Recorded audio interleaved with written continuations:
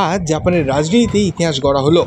শাসক liberal Democratic party এলডিপির নতুন নেতা নির্বাচিত হয়েছেন সানায়ে তাকাইচি এবং এর মাধ্যমে তিনি হতে চলেছেন দেশের প্রথম মহিলা প্রধানমন্ত্রী।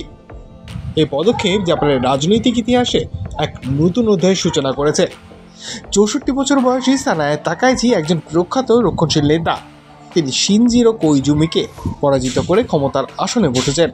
রাজনৈতিকভাবে তিনি প্রয়াত প্রধানমন্ত্রী শিনজো আবে ঘনিষ্ঠ সহযোগীতে এবং তার নীতি ও দর্শনের ঘনিষ্ঠ অনুসারী। এই দৃষ্টিভঙ্গি জাপানের রক্ষণশীল নীতি, অর্থনীতি এবং আন্তর্জাতিক সম্পর্কের উপর প্রভাব ফেলে। তাকাইচির মূল লক্ষ্য হলো একটি শক্তিশালী, সমৃদ্ধ এবং নিরাপদ জাপান গড়ে তোলা। তিনি চাইছেন দলীয় ঐক্য ফিরিয়ে আনতে, জাপানের আস্থা পুনঃস্থাপন করতে এবং জাপানের রাজনৈতিক ও সামাজিক কাঠামো আরও দৃঢ় করতে।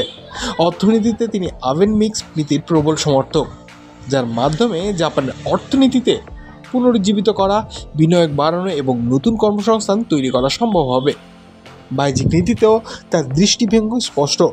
তিনি চাইছেন তাইওয়ানের সঙ্গে সম্পর্ক আরও মজবুত করতে, যা চীনের প্রভাবকে সামঞ্জস্যপূর্ণভাবে মোকাবিলা করতে সাহায্য করবে। একই সঙ্গে তিনি নারী উত্তরাধিকার এবং সম্রাটের উত্তরাধিকার পরিবর্তনের পক্ষ নেন, যা প্রমাণ করে তিনি রক্ষণশীল নীতি ও ঐতিহ্যকে গুরুত্ব দেন। তার নেতৃত্বে জাপান কেবল রাজনৈতিক ক্ষেত্রে নয়, সামাজিক ও অর্থনৈতিক ক্ষেত্রে নতুন দিক দেখতে যাচ্ছে। দেশীয় নীতি ও আন্তর্জাতিক কূটনীতির তার সিদ্ধান্তগুলোকে ভবিষ্যতে বড় প্রভাব ফেলতে পারে।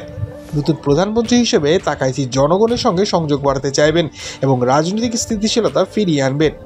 এই পদক্ষেপ জাপানের ইতিহাসে এক নতুন অধ্যায়ের সূচনা করেছে। একজন নারী নেতা দেশের সর্বোচ্চ পদে পৌঁছেছেন এবং এটি জাপানে সমাজ ও রাজনীতিতে পরিবর্তনের প্রতীক। শক্তিশালী নেতৃত্ব, দৃঢ় নীতি ও ঐতিহ্যবোধ, এবার এই তিনটি মিশ্রণে জাপান এগোবে। ইতিহাসের চোখ এখন তাকাইচির উপর।